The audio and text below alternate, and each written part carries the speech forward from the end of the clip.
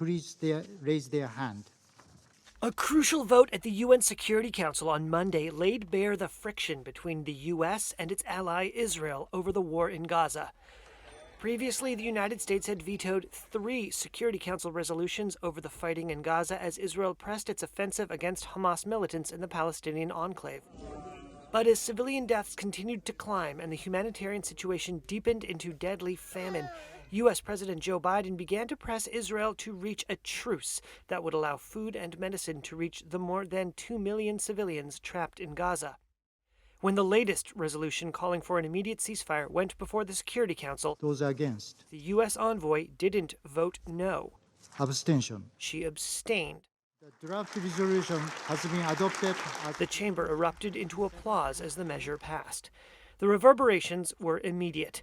Israeli Prime Minister Benjamin Netanyahu canceled a planned delegation to Washington that had been requested by the White House.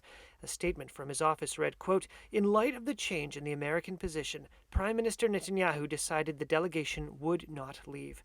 The Biden administration had asked to meet with Israeli security officials about a planned offensive in the city of Rafah, where Netanyahu has pledged to eliminate remaining Hamas brigades. More than 1 million civilians have sought shelter in Rafah, and humanitarian groups have warned turning the city into a war zone would turn a humanitarian disaster into an even greater catastrophe.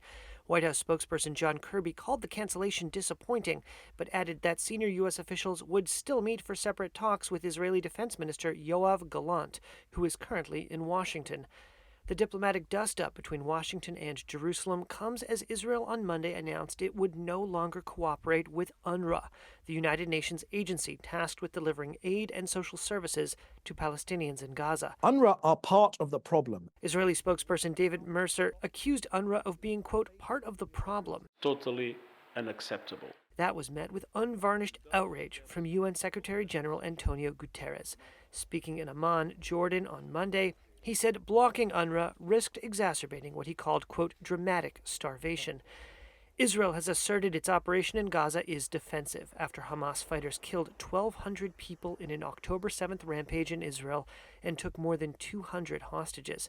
Palestinian health officials say more than 32,000 Palestinians have been killed in 5 months of war.